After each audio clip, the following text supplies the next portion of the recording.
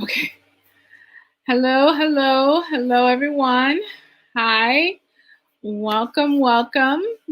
Good day. So I don't know if it's afternoon or evening, but good day. How is everyone doing?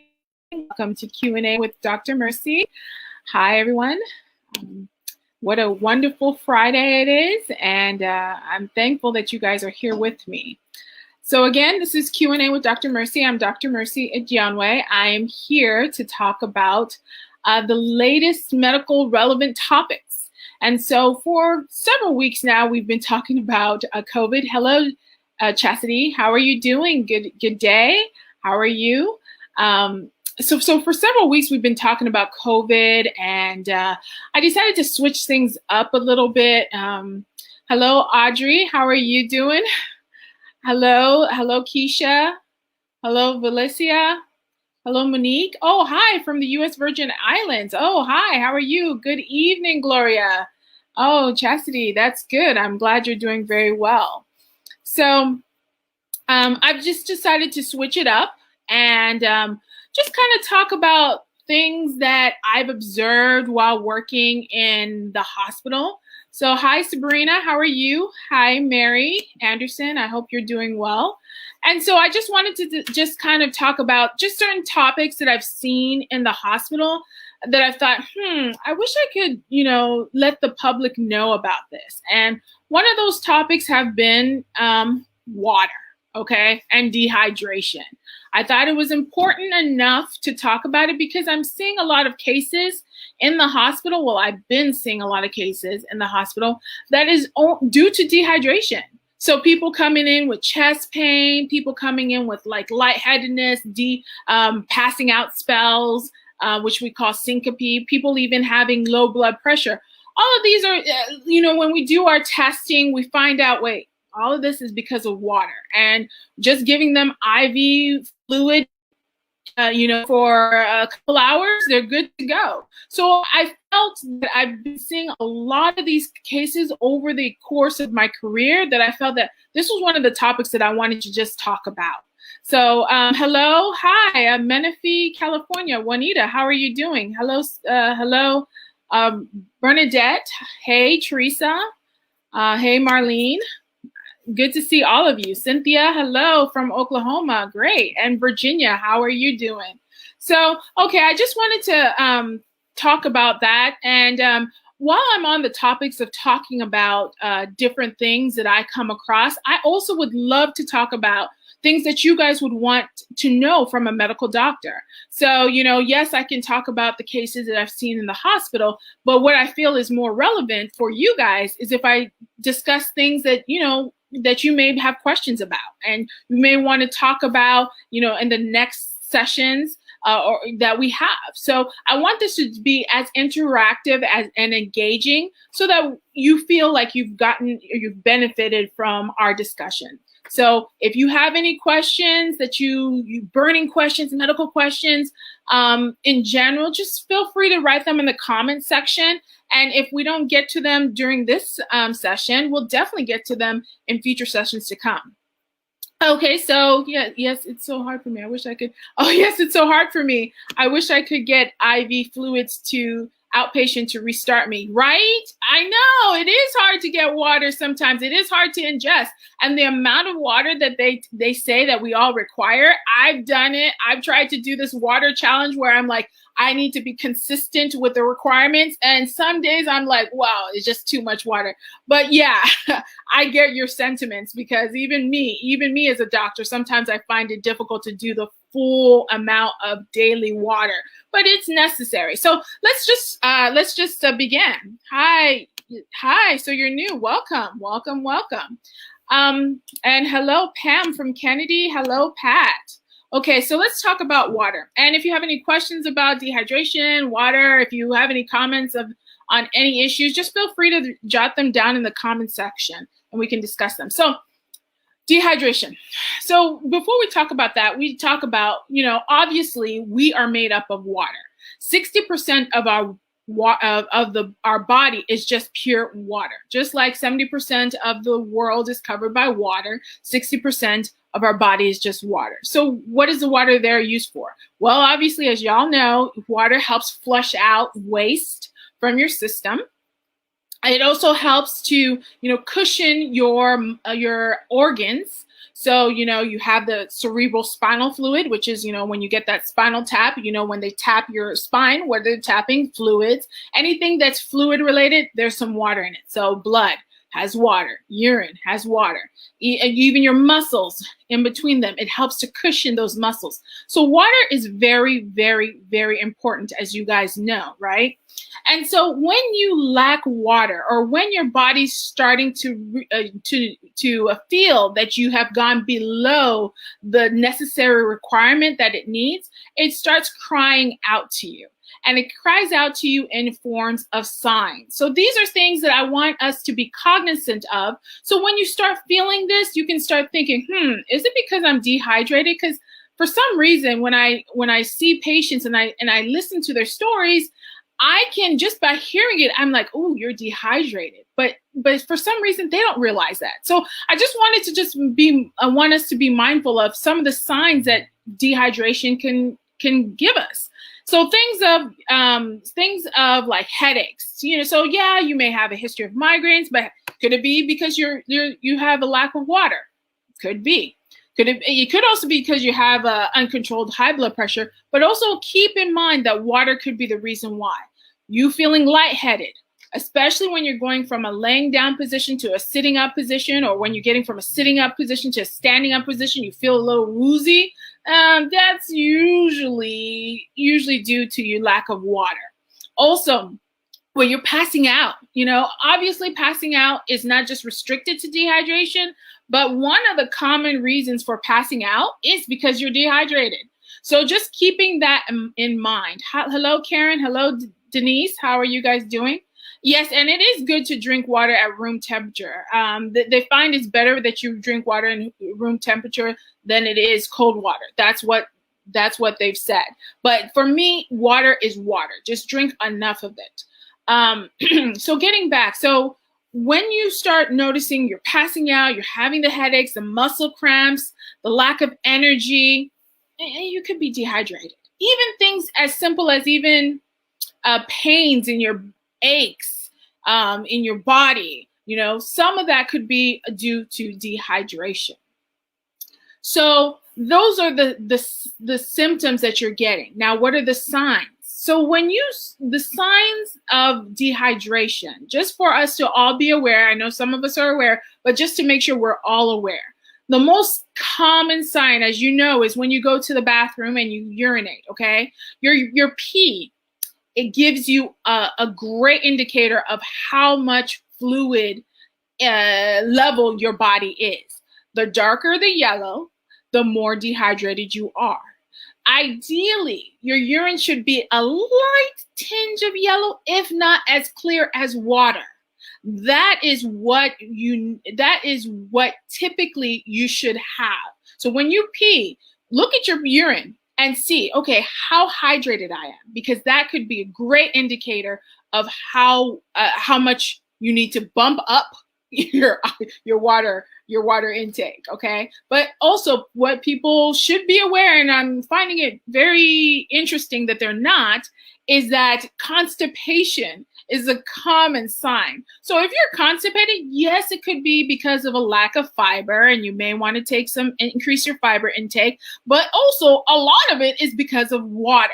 So when I go to the hospital, when I'm in the hospital and I'm seeing my patients, they're complaining of abdominal pain and nausea and vomiting, and instantly I think this person's constipated. It could be something else, but the way that I see them, and I see they look dry, and they're having just this vague abdominal pain, and they're having nausea and vomiting. In my mind, I'm thinking, okay, of course, I rule out other causes, but one of the causes that I think is dehydration. So when I go and I do a scan of their belly just to look in, sure enough, they're constipated. And what is my treatment? Obviously, it's to give them laxatives, but short of them having any other underlying thing that will prohibit them, I just give them water. I give them fluids. So if you notice that you're constipated, constipation could be caused by lack of water. So bump up that water intake. And then obviously, you know, from a skin manifestation, if you're noticing you're more dry or term ashy, you know, consider how much am I drinking? Is that contributing to what's going on? Another thing that we do when it comes to skin, another way to find out whether or not you're ashy is by doing this, what they call the skin turgor test. And that is you take your skin, right, and you just pinch it, okay? Ideally, it should come right back down, okay? So as you pinch it, it comes right back down. That is a good indicator of how hydrated you are. If you are not hydrated, what typically happens is if you pinch your skin, right, and pretend like I'm not holding my skin. I'm just trying to show you what typically happens if you are dehydrated. So you pinch your skin and it'll just slowly go down, okay? It won't go down like this, but you pinch it and it'll slowly go down. If you see that sign, you dehydrated and you need to drink some water.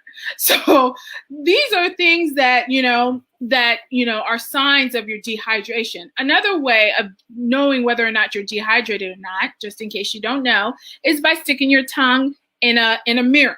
If you stick your tongue out in a mirror and you don't notice the glistening of your saliva or the liquid of your tongue, you don't notice that glistening, I can hear, you see the glistening that I'm doing?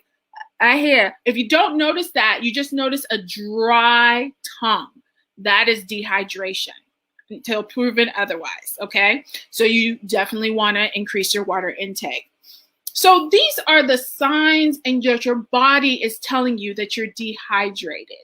And people may think, oh, okay, it's just water, I'm dehydrated, so what? No, dehydration can exacerbate or it can affect your other organs. So not only are we seeing dehydration, so when you're truly dehydrated, you start to, your kidney starts to shut down, your liver starts to shut down. And we see it as physicians that you're dehydrated. So dehydration is definitely something that, although it's very simple as drinking water, it can have some devastating effects, okay? So now it goes to, okay, so if that's the case, then what's the normal water intake?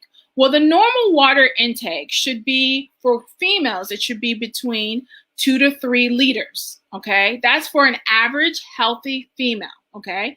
And whereas for males, it should be anywhere between 3 to 4 liters, okay? And if you translate that into cups, for females, that's about 11.5 cups a day, whereas for males, it's about 15.5 cups a day, okay? Everybody's different, some who are, some may require, less of that amount, and some may require more.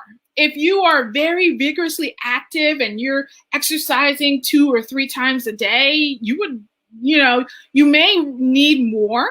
Or somebody who, you have underlying issues such as liver disease, heart failure, kidney disease. Your doctor may say, nah, let's reduce that amount. Okay, so it's definitely good. I'm saying all this to say it's good to ask your doctor. But if you're just an average female, average male, healthy, those are the statistics of how much water you need. And if you can't stand water, a lot of times my patients are like, I don't like water, I hate water.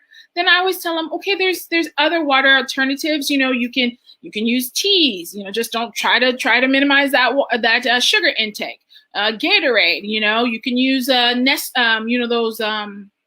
those flavor water type thing. Whatever, they have things that you can kind of drink so that you still drink the water, but it's not just that plain water experience, if that's what you need. I would refrain from trying to use, a Coke or soda as your water requirements. Again, because, that's a lot of sugar and you don't want diabetes. So that's what I would suggest. So yeah, I mean, that's pretty much a nutshell. Obviously, so another thing that I wanted to talk about, and when you said how many ounces, I will have to convert that to ounces. But I think like let me convert that for you. If you were to say cups to ounces, so you would say 1 cup is about 8 ounces. So for female, if I'm saying 11.5 cups, that is 92 ounces. And for males, if I'm saying 15.5 cups, that's about 124 ounces. So to your point, that's how many ounces, Barbara, that you would need for daily. And so another thing that I wanted to point out when it came to dehydration that I've observed in the hospital, and I'm just saying this, some people already know, but one of the reasons why people come in with dehydration is because they develop an infection such as nausea or vomiting, and they forget to increase their water intake during that period of time. Now, I know when you're very nauseous and you're vomiting and you're having diarrhea, you don't feel like you want to eat anything. What I would suggest is when you are having those conditions where you're literally vomiting out fluid, or you're going to the bathroom and increase diarrhea, be very mindful of your fluid intake at that time. If you have to take Pedialyte or Gatorade to kind of try what you want to do is you want to put back in the fluid that you're taking out. So I know a lot of people forget that. I know when you're sick, you're just like sick and you just want to stay in bed. But be very mindful, whether it's drinking soup, whether it's, drinking water, but be very mindful to equalize what's going out with and putting it back in. So that's something that I want to say. So let me answer some of these questions and see how it is. 8 glasses per day. Yes, for some people, 8 glasses per day is just sufficient. So some it may be a lot, but yeah, the 8 glasses per day is an estimate that people can also use as well. I know a lot of people were talking, I'm sorry, or typing in. So let me see if I can. Okay, see, this is a good, Carolyn says that she freezes it until she has ice shards, then it's more easily digestible for me. Yeah, I mean, the cool thing about water is it comes in different forms. So if you want to freeze it as ice or slushy or something like that and it's more digestible, that's great. Just, we want to make sure you have enough water intake. So that's great. I'm not quite sure why water gives heartburn. It doesn't typically should. I mean, water is kind of alkalonic, so it shouldn't. It's not acidic. So I'm wondering if it's the form of water that you're consuming. So I don't know if you've tried different forms of water. Even if you're drinking a certain brand, perhaps drink a different brand. That it may just be the type of water you're drinking. So, because it shouldn't typically cause heartburn. That's a very, very rare condition for water to cause heartburn. Hello, Angel, how are you? So Teresa says, how much water should we consume daily? Just like I said, for women, it should be about 11.5 cups daily, which is about 2 to 3 liters. And for men, it should be 15.5 cups daily, which should be about 3 to 4 liters. So cold sculpting. That's a very good question, Vera. And yeah, we can talk about that. We can talk about cold sculpting on Black people. That's a very good question. Thank you. We can talk about that at another session.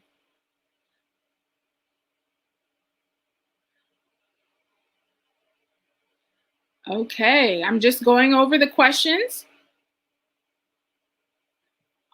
Thank you so much, Audrey, for that. Yes, it is really important. I'm just realizing, I mean, it's gotten to the point where sometimes when I am admitting people to the hospital, I'm thinking, man, if they only knew that if they just increase their water intake, they wouldn't be here in the hospital.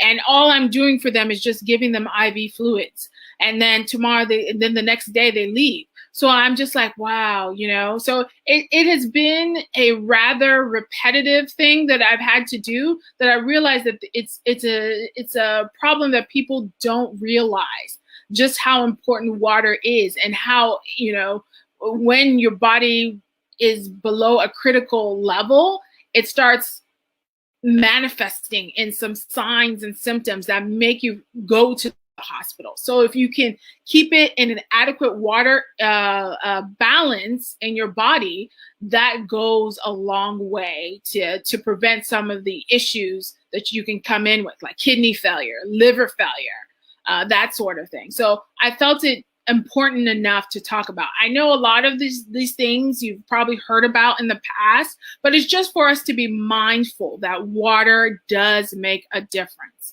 as easy as that sounds.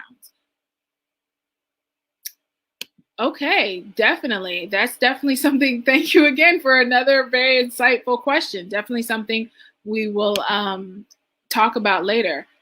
Thank you, Carla. I really appreciate that.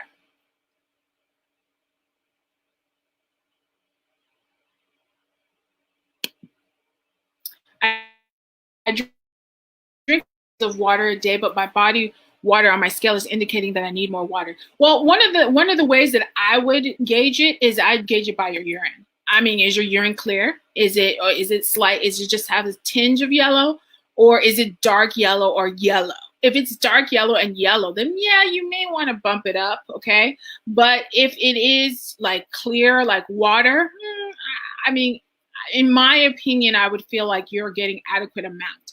Again, depending, also, you also have to realize, if you, this is just for those that are healthy. I know for people who have heart failure or kidney disease or liver failure, they're on a water restriction diet.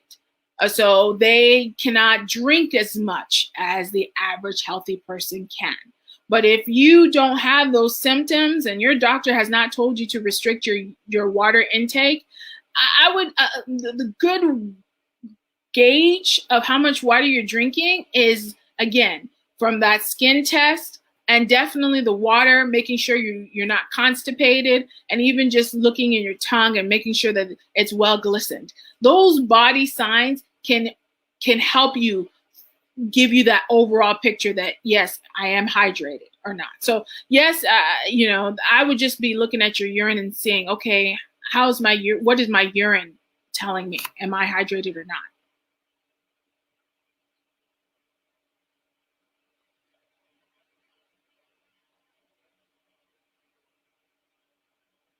So Stacy, it seems like you said I have muscle spasms and sometimes my body reacts on its own on its own. Hard to explain, but it feels as though my body has its mind of its own. My body jumps, like I have the jerks now, but I do take a lot of medications, and I have headaches, bulging disc in the back, extreme depression, etc.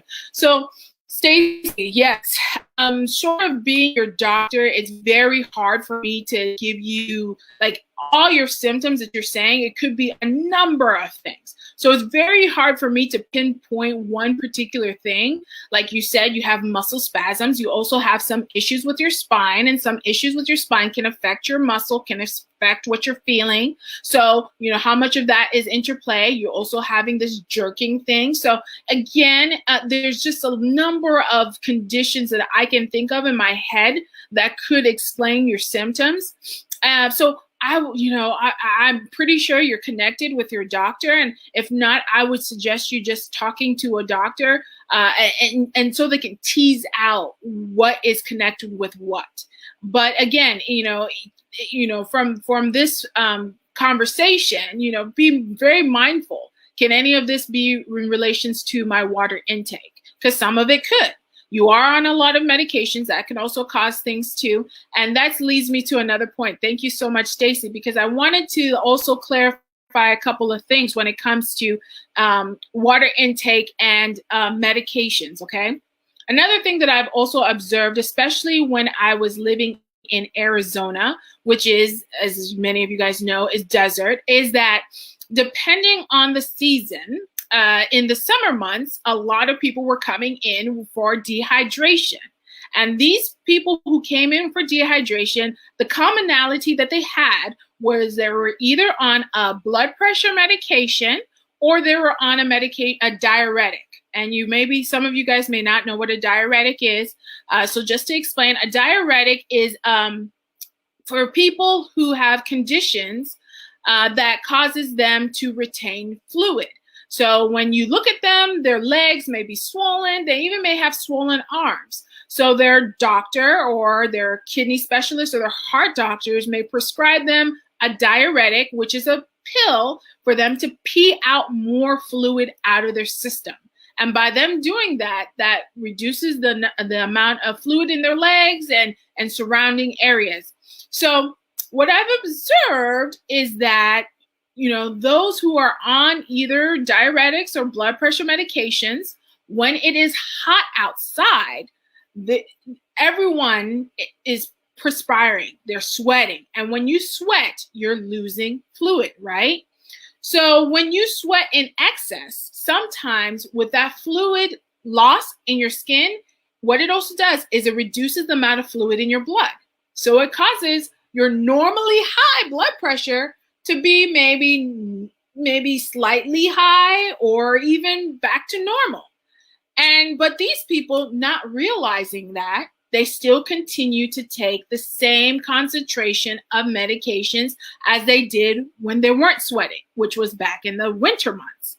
And so the medication that normally would have got them back to normal when their blood pressure was super high, now is causing their blood pressure to be even lower because their blood level is already low because they're perspiring a lot in the heat.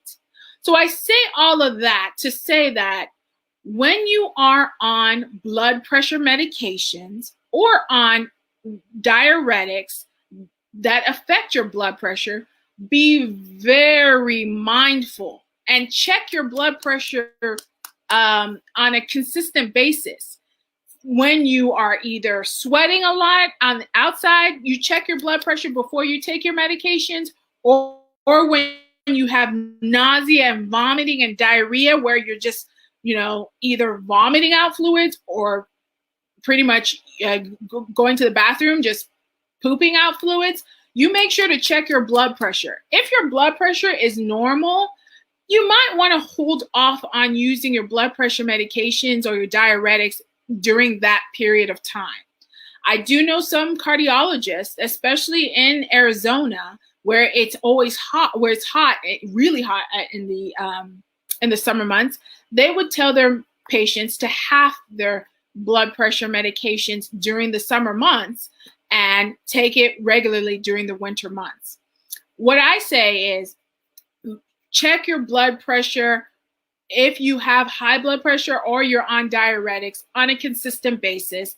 And when you have conditions where you are literally losing fluids, either perspiring a lot or you're, like I said, nauseous and you're vomiting or you're having diarrhea, make sure you check your blood pressure and hold it if your blood pressure is normal or low, okay? That will prevent you from passing out because your blood pressure is low or having to go to the hospital because your blood pressure is dangerously low, okay? And those are some of the cases that we see in the hospital. So I just wanted those that have those conditions to be very mindful of that. And this is a good point. Roosevelt said, can you drink too much water? Because I was told that at one point I was drinking too much water. And the answer is yes, you can drink too much water. It's very rare, though, that you do have symptoms from drinking a lot of water, but it all depends on how much is too much. So if you are drinking 6 or 7 liters a day, that's way too much. And your body can react negatively as a result of that. So it's just best to stay within a certain level. Like I said, 2 to 3 liters as a woman, 3 to 4 liters as a man, and gauge how your body responds to it. If you're excessively thirsty, there may be a reason for that. It could be diabetes. It could be kidney issues. So you definitely want to seek the help of your doctor. But if you're not excessively thirsty and you're just drinking just to drink, then no, I think you should just be mindful and just stay within the normal confines of water intake, okay? So that's what I would suggest. Okay, that's very interesting. Is raw beets safe to eat and influential for heart? Okay, very interesting topic. So this is a good one, and we're kind of at the 30 mark. So meaning we're half at the half mark. So we will just I'll just finish up with the rest of the comments, and then we'll go from there. Vera Robinson says, "Do you really believe in the current vaccines disabling COVID?" So thank you, Vera, for that. I highly believe. I think yes. And why I'm saying that is based on my, based on the position I'm in. I'm actually in the hospital. I'm actually treating COVID patients. I've been treating COVID patients since the beginning of last year, since it came to the United States. Since the first cases that appeared around my local area, I've been treating COVID. So I've seen the cases and how they fluctuate throughout the months. And we are seeing a great decline. And this is in Texas.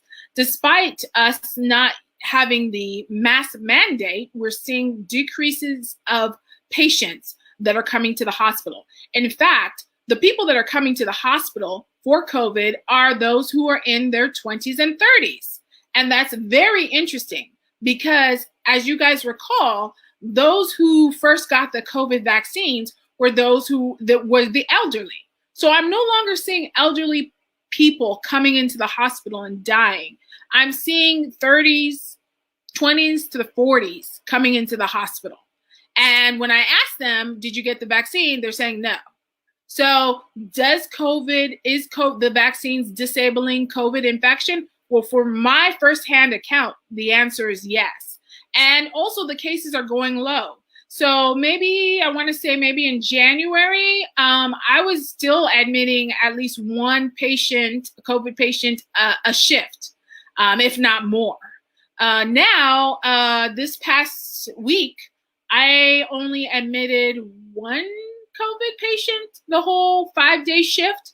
So the cases are coming down, at least in Texas. Now, I know in Michigan and in Minnesota, those other states, that's not the case.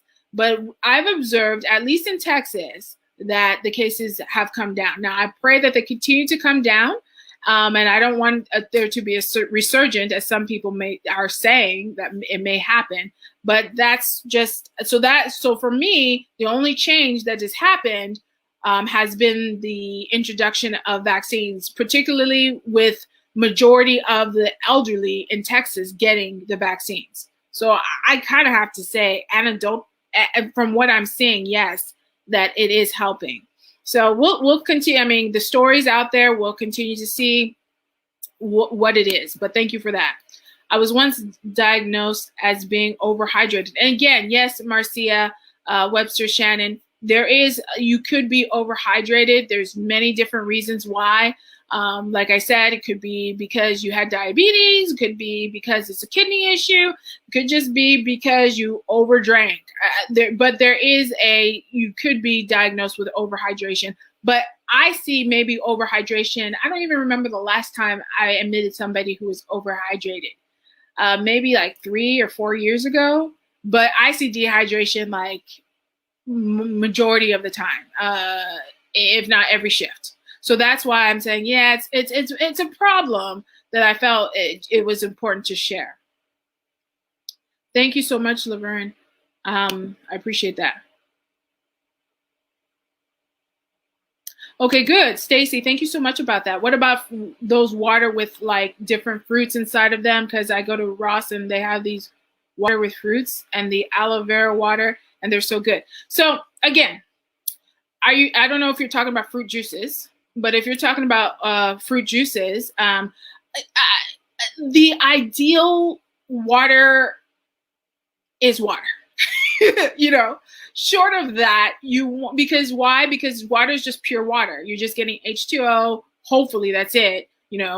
We don't want to talk about more in depth. Hopefully your water's clean and there's no issues with it, but that's a pure form of water, just water. Now, if you can't tolerate water, and there's some people that can't, because I hear about it all the time in the hospital that they can't tolerate water.